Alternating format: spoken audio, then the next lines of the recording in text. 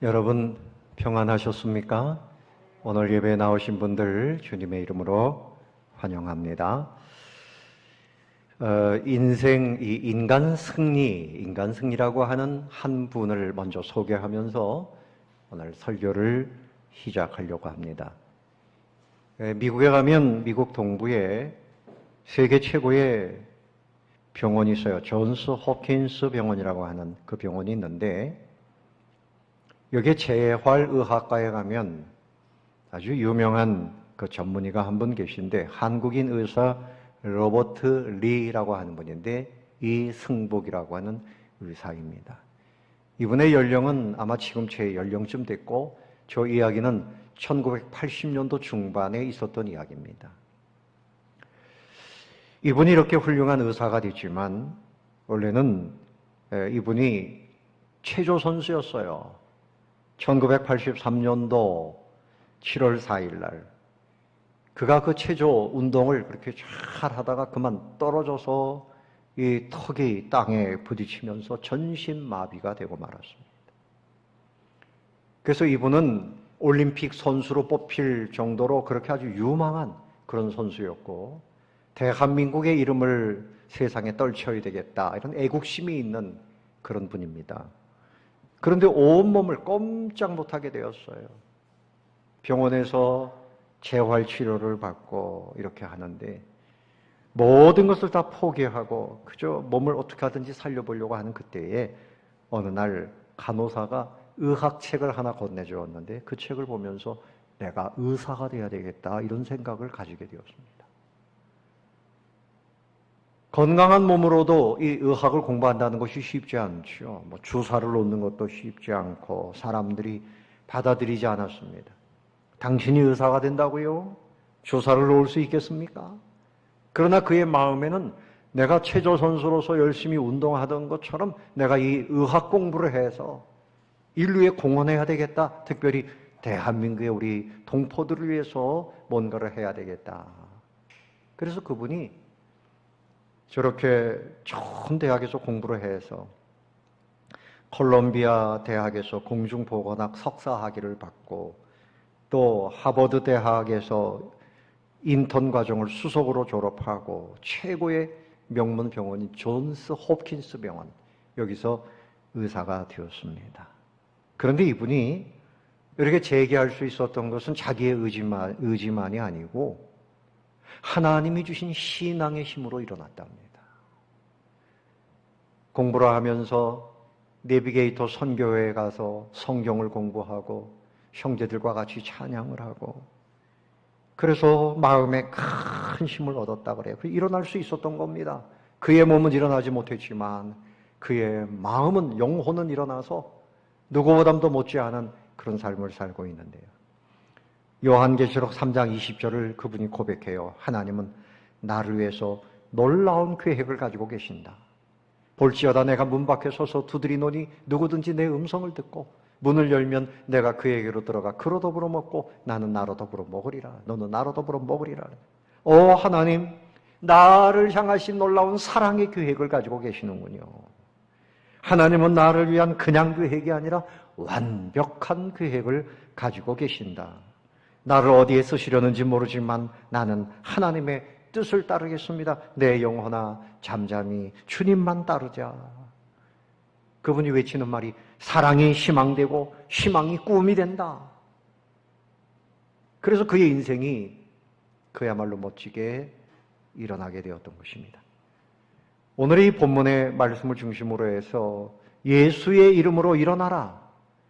우리의 죽어있는 마음, 병들어 있는 마음이 일어나야 됩니다. 뭔가 늘 우울하고 뭔가에 붙잡혀 있고 꼼짝 못하는 우리의 마음, 우리의 또 육체, 주님의 이름으로 일어나야 됩니다.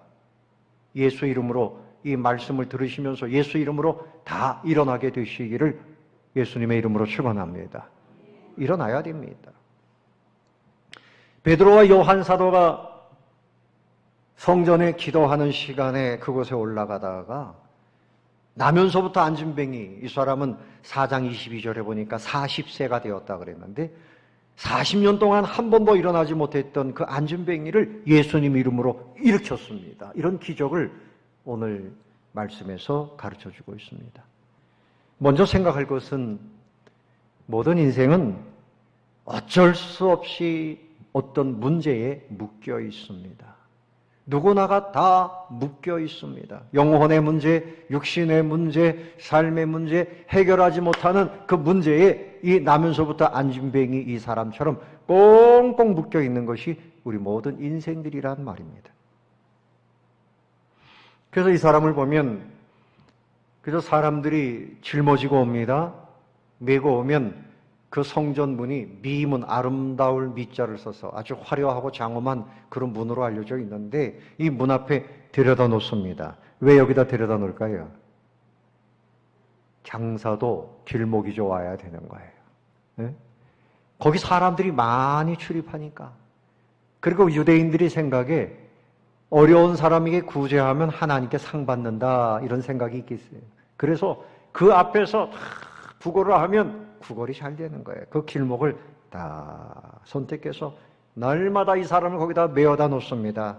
이 사람에게 붙은 말은 뭔가 하면 안진뱅이 성전 미문에 있는 거지, 이게 그 사람의 이름이에요. 그러니까 이 사람은 성전 문 앞에 와서 있기는 있지만 하나님의 은혜와는 상관없이 여전히 40년 동안 그냥 안진뱅이로 그렇게 땅바닥에 붙어있던 비천한 사람이었어요.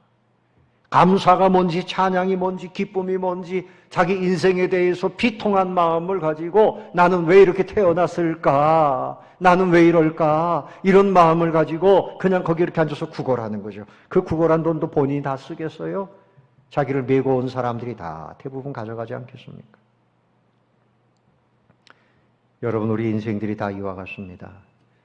우리의 영혼이 하나님을 모를 때에는 하나님에 대해서 몰라요. 하나님에 대해서 아는 것 같지만 성전에 들어가지 못하고 그 문 밖에 앉아서 구걸만 하던 인생처럼 우리가 뭔가에 다 묶여 있습니다. 로마서 1장 21절에 보면 하나님을 알되 하나님을 영화롭게도 아니하며 감사하지도 아니하고 오히려 그 생각이 허망하여지며 미련한 마음이 어두워졌나니. 하나님을 모르는 인생들 다 이렇게 감사도 모르고 허망한 미련한 마음에 어두워진 마음에. 그리고 1장 28절 이하에 보면 또한 그들이 마음에 하나님 두기를 싫어하매 하나님께서 그들을 그 상실한 마음대로 내버려 두셨다. 그래서 합당하지 못하니라 하게 하셨으니. 29절 이하에 보면 모든 불의, 추악, 탐욕, 악의가 가득한 자요 희기, 살인, 분쟁, 사기, 악독이 가득하고 수군수군하고 비방하고 하나님께서 미워하는 자요 능욕하는 자요 교만한 자, 자랑하는 자, 악을 도모하는 자, 부모를 거역하고 우매한 자, 배약하고 무정한 자, 이렇게 쭉 나옵니다.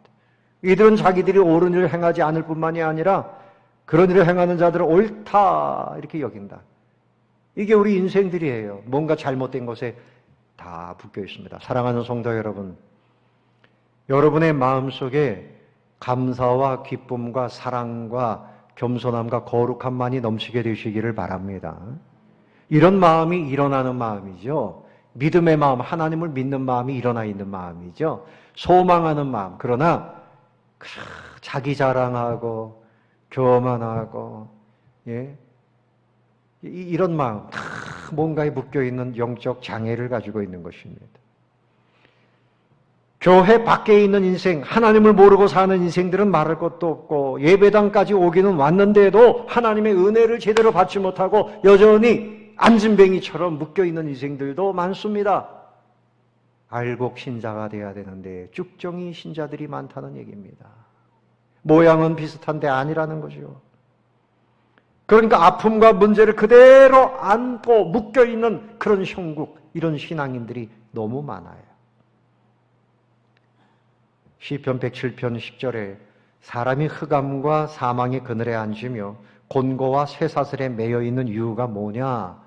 사망과 흑암, 그늘에 앉아있고 곤고와 쇠사슬에 매여있다. 이유가 뭐냐? 하나님의 말씀을 거역하며 지존자 하나님의 뜻을 멸시하기 때문이다.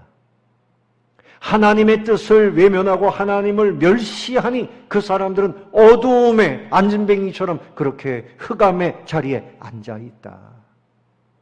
여러분, 하루를 믿어도 은혜를 받는 사람이 있고 평생을 믿어도 안진뱅이처럼 성전 밖에 있는 사람처럼 그렇게 살아가는 사람이 있어요. 여러분은 어떻게 돼야 됩니까? 은혜 속에 살게 되시기를 바랍니다. 하나님의 은혜를 누리게 되시기를 바랍니다. 두 번째로 생각할 것은 그런데 이들에게 베드로와 요한이 나타나면서 이 안진뱅이가 일어났어요. 누구를 만나느냐? 예? 이게 중요하죠. 모든 사람들이 안진뱅이를 보면 동전 몇 푼을 던져주면서 나는 하나님께 복받을 일을 했다. 그리고 저 사람은 그냥 안진뱅이로 사는 운명이야. 세상 말로 하면 저 사람 타고난 운명이고 팔자야. 이렇게 말할 겁니다. 이 안진뱅이도 그렇게 생각했을 것입니다. 나는 이렇게 사는 것이 내 운명이고 이것이 내 팔자다. 내가 뭐 일어날 수 있겠는가? 나는 구걸이나 하면서 살자. 그렇게 생각했을 것입니다. 그런데 유대인들은 하루에 3번씩 기도했어요. 제3시 기도 오전 9시, 제6시 12시, 제9시 기도 오후 3시. 근데 오늘 말씀해 보니까 베드로와 요한이 몇 시 기도의 시간에 나타났어요?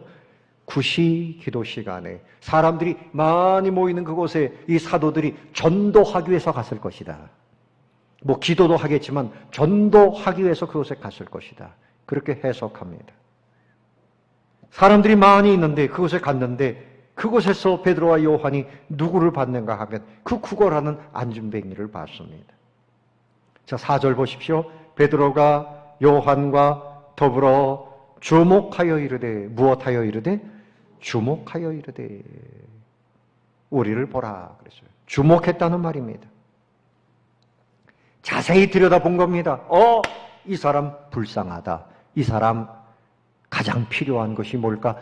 동전 몇 푼을 던져주는 것보다 이 사람이 일어났으면 좋겠다. 이 사람이 안진뱅이가 아니라 정상으로 일어나면 이 사람이 얼마나 복된 인생이 되겠는가?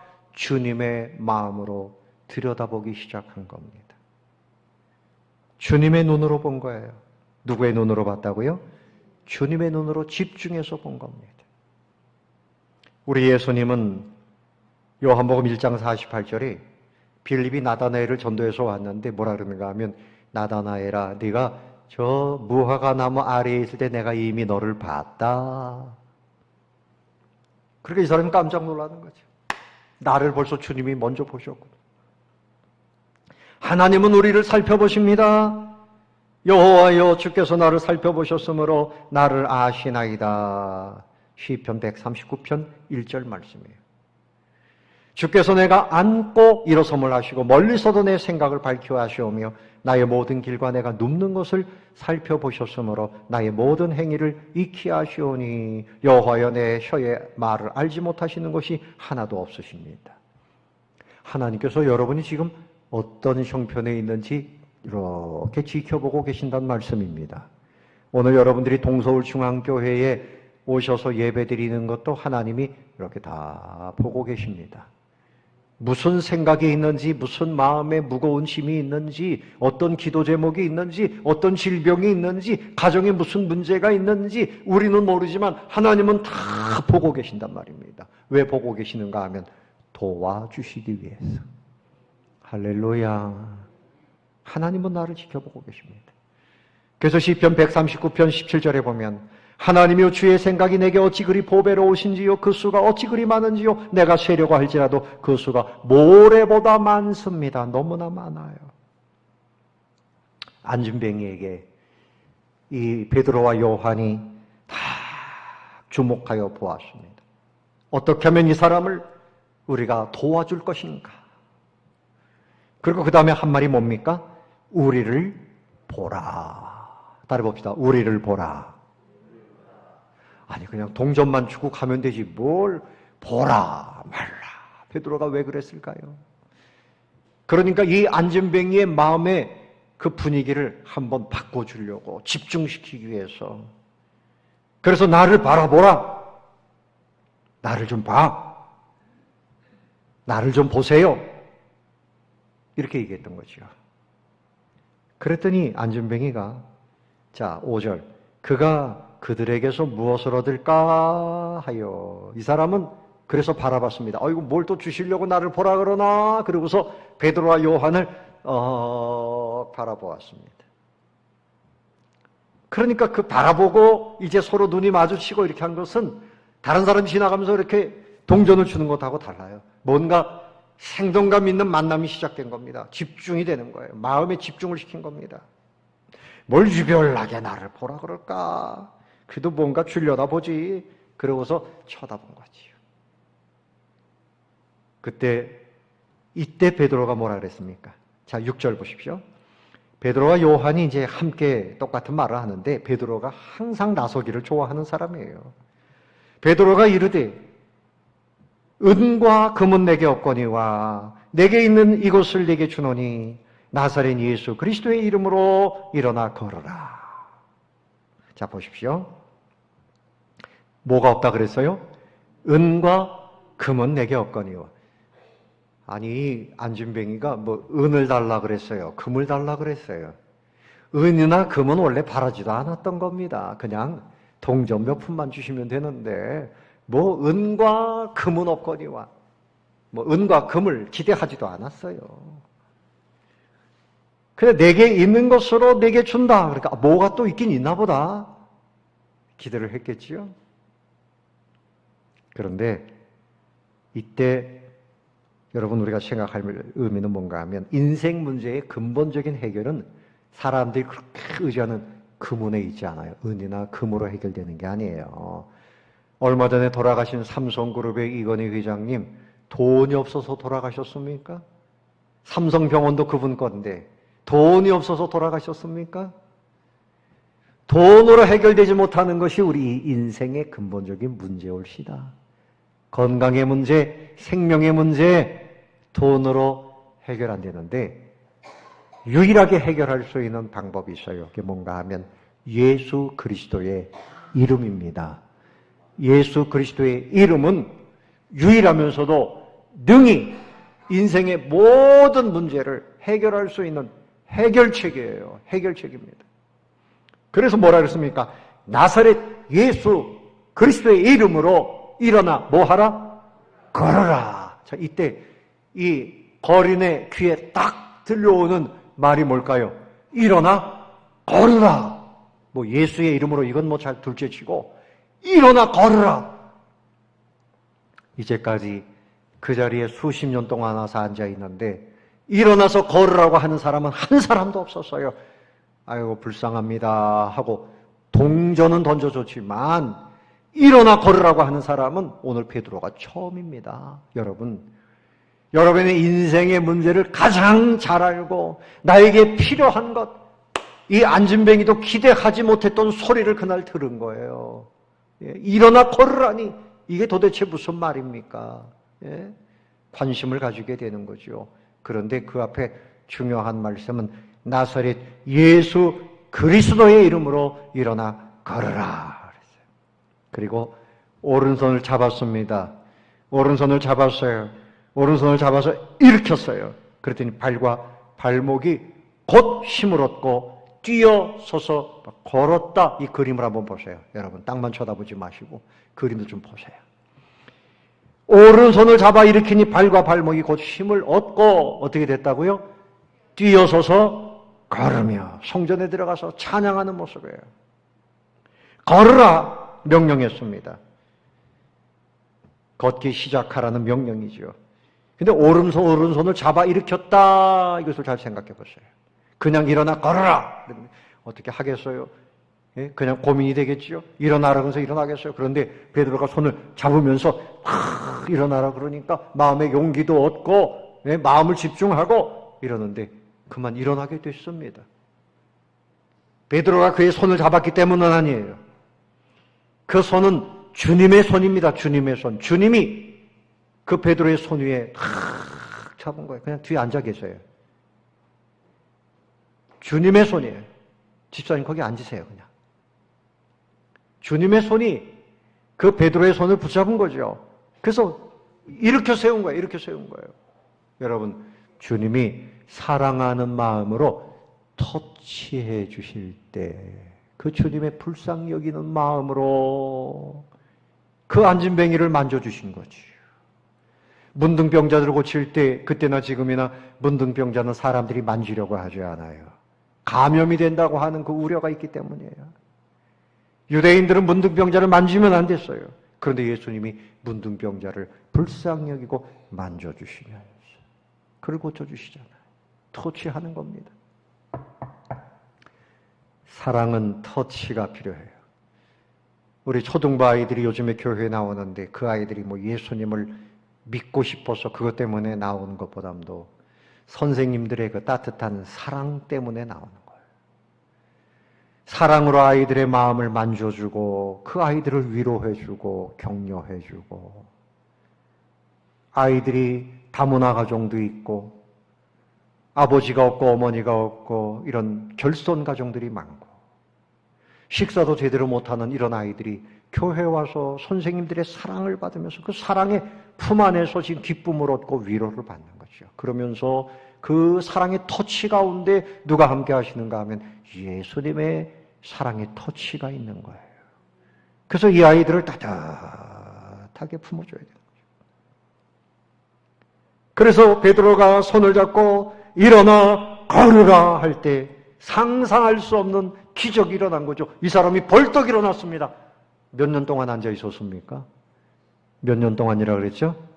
40년 동안. 40년 동안 꼼짝 못하고 그 굳어져 있던 무릎이, 굳어져 있던 발목이 다 풀어지면서 일어났어요. 너무나 기뻐서 걷고 뛰고 성전에 들어갔습니다. 그 성전 앞에서 구걸만 했지만 하나님이 계신 성전에 들어가서 하나님의 은혜인 줄로 알게 됐어요. 그의 육체도 일어났고 영혼도 거듭나게 된 것입니다. 할렐루야. 하나님께서 일으켜주신 겁니다. 하나님이 일으켜주신 거예요. 찬송을 합니다. 여러분, 찬송은 하나님을 향하신 감사죠. 감사합니다. 히브리서 13장 15절에 그러므로 우리는 예수로 말미암아 항상 찬송의 제사를 하나님께 드리자. 이는 그 이름을 증언하는 입술의 열매니라. 우리 성도들이 하나님께 왜 찬송해야 됩니까? 우리를 구원해 주신 그 은혜에 대한 감사로 찬송하는 것이 마땅한 것이죠.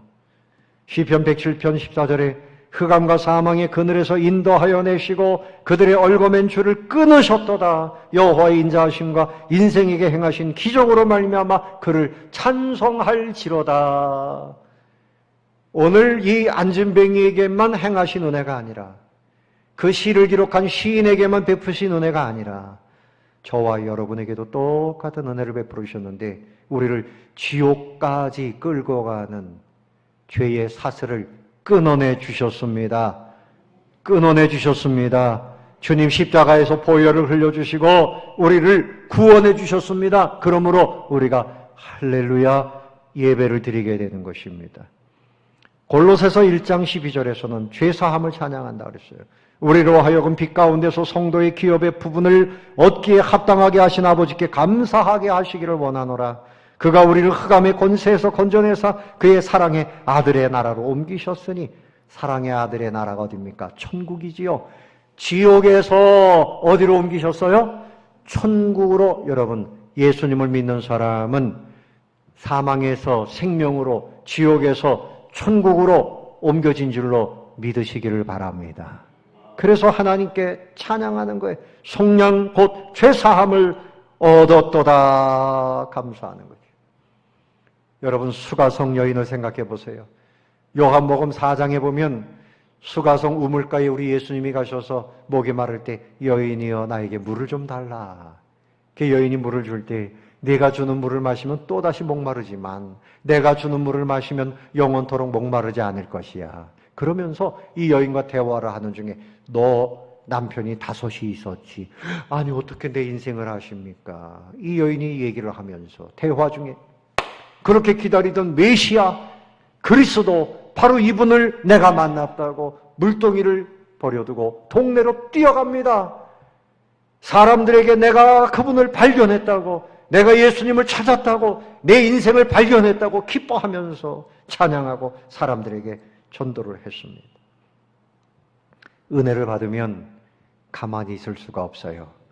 은혜를 받으면 찬송하게 되는 것입니다. 은혜 받은 사람은 감사가 넘쳐야 되는 것입니다. 시편 33편 2절에 수금으로 여호와께 감사하고 열줄 비파로 찬송할지어다. 시편 95편 2절에 우리가 감사함으로 그 앞에 나아가며 시를 지어 즐거이 그를 노래하자. 감사해야 돼요. 감사해야 돼요.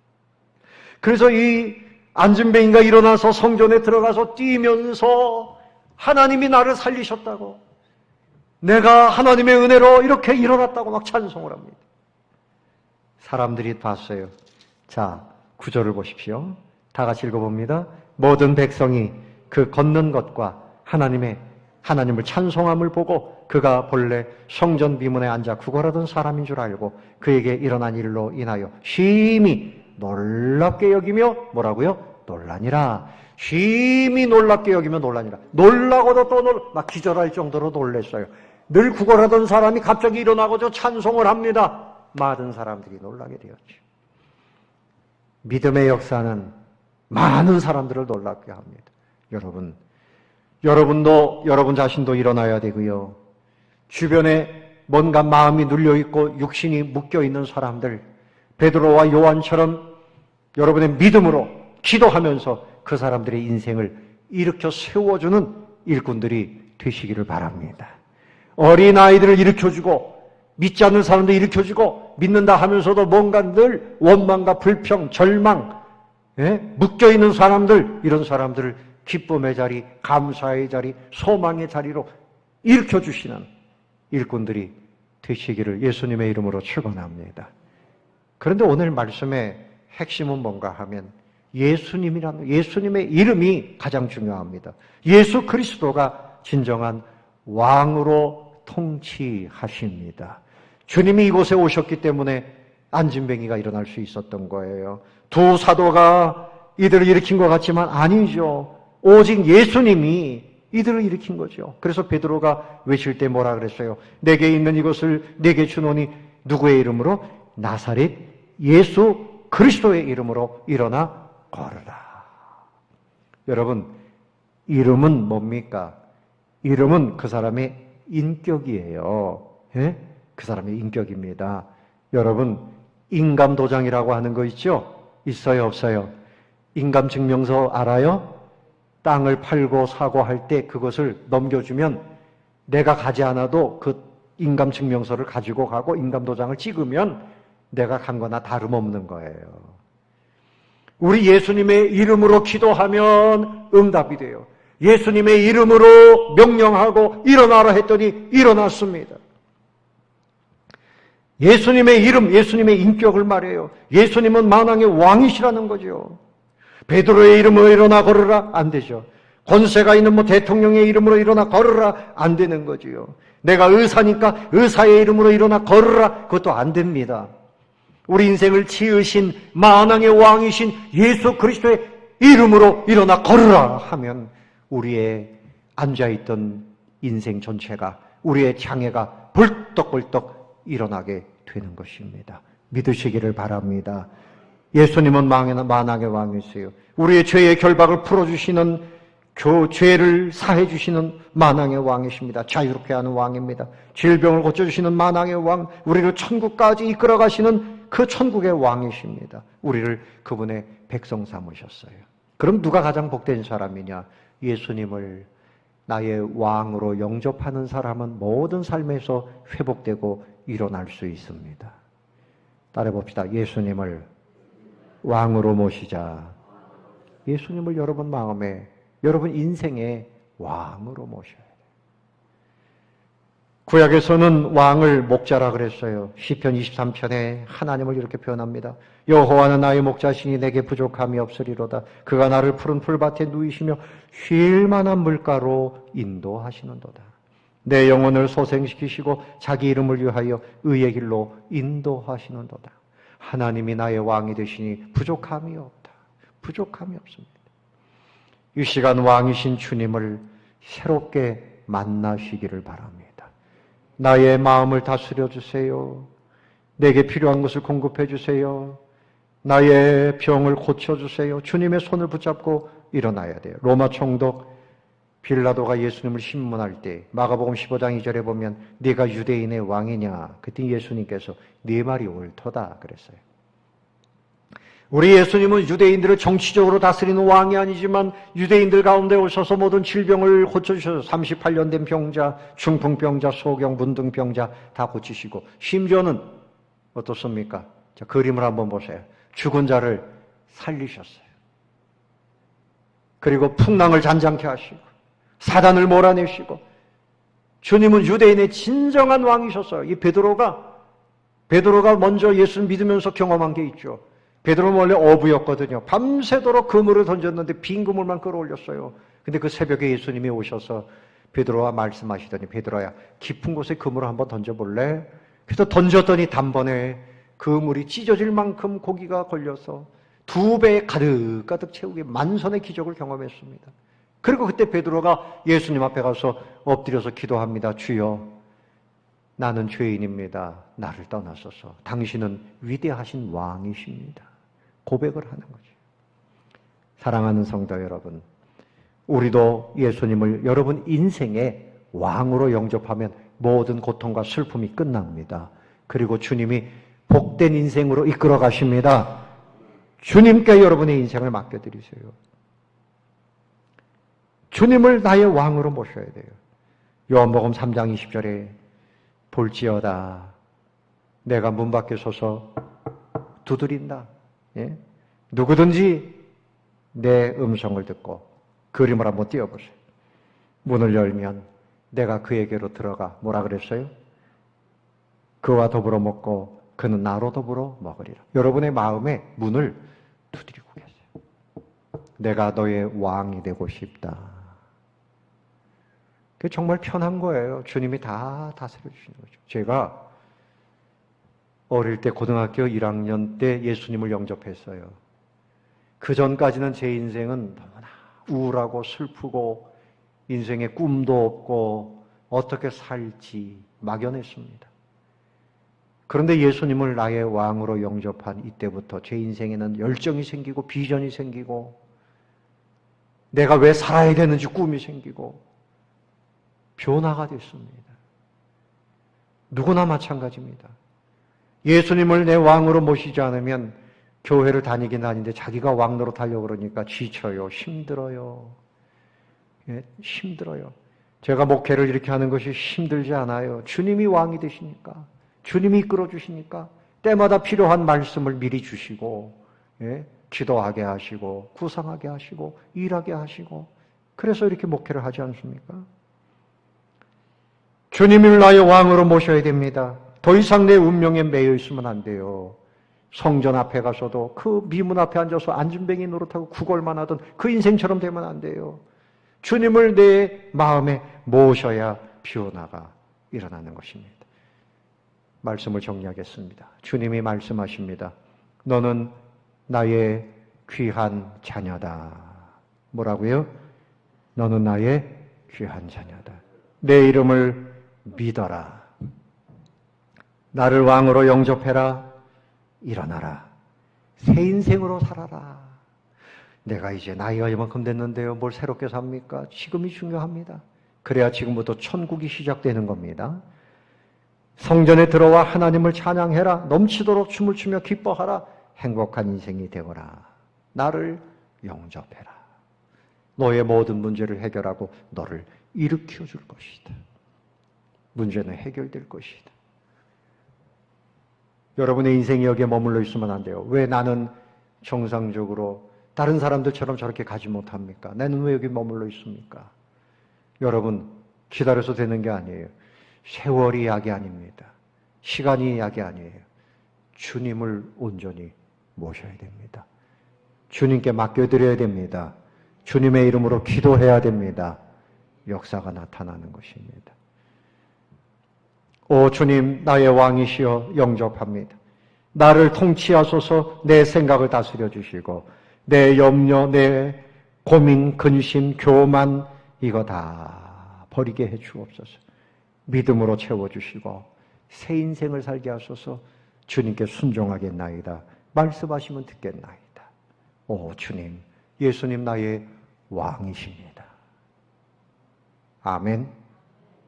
평생 목사로, 장로로, 권사로 살았는데도 자기가 왕 노릇하는 사람 많아요. 아주 옆에서 볼 때 힘들어요. 주님이 보실 때 왜 그러고 사냐? 목회도 주님이 왕이어야지 가능한 거예요. 여러분의 개인의 인생도 마찬가지. 주님을 왕으로 영접하고 주님 앞에 모든 것을 맡겨드리시고 새 인생을 일어나게 되시기를 예수님의 이름으로 축원합니다. 우리 이 시간 찬송할 때 나의 등 뒤에서 나를 도우시는 주 복음성을 부르시고 우리 함께 기도하도록 하겠습니다.